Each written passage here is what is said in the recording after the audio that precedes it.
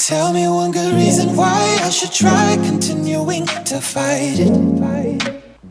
What's up guys, welcome back to the channel and finally, just like the title of this video.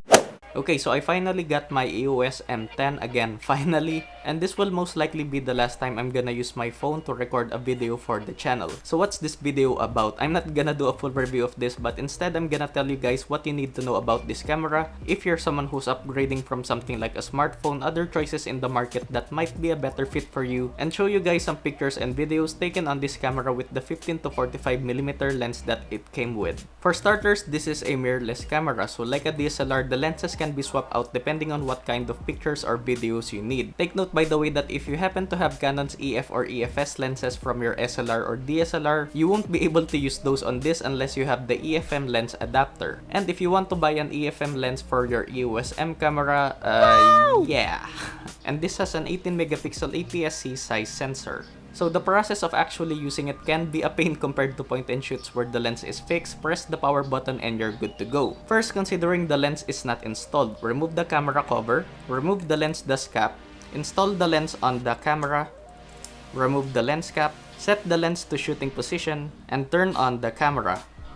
Wow, right? Other things to take note, it has a pop-up flash, no optical viewfinder, a flip touch sensitive LCD display which is pretty much comparable to that of smartphones in terms of responsiveness and is a major selling point for vloggers. There's no hot shoe or 3.5mm jack for microphones, so I'm still gonna be dealing with audio sync. It has NFC, so you can easily transfer files to your smartphone or tablet which has NFC. So the pictures and videos that you're seeing are all shot on the intelligent auto mode, which I'm sure beginners are gonna use out of the box. And the pictures that it takes are DSLR-like, really sharp accurate colors and solid dynamic range. The 15 to 45mm lens that it came with comes with image stabilization, so it does a good job of removing camera shakes, giving you sharp images and steady videos, especially if you're a vlogger or someone who's gonna use this for moving shots. The same goes for low light and nighttime shots. The M10 does a really good job of reducing noise and grain. But if there's one thing that really sucks about this camera is the autofocus. To summarize it, 50% of the time when taking pictures or videos, especially when you're outside where there's a lot of things happening, the M10 will just refuse to focus on things you want it to focus on and say, F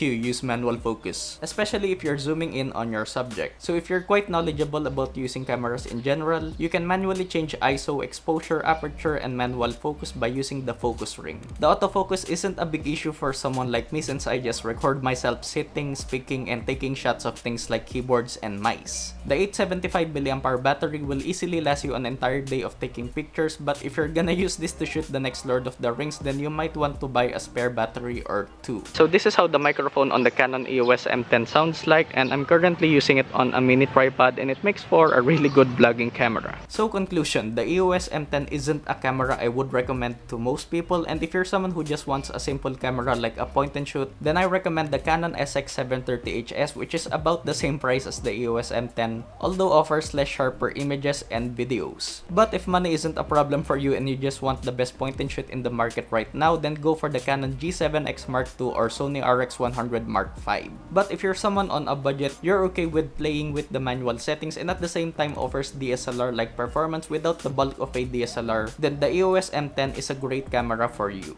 If you guys have any questions, just leave them down below and I'll do my best to answer them. And now I can do this. Can you do that? Can you?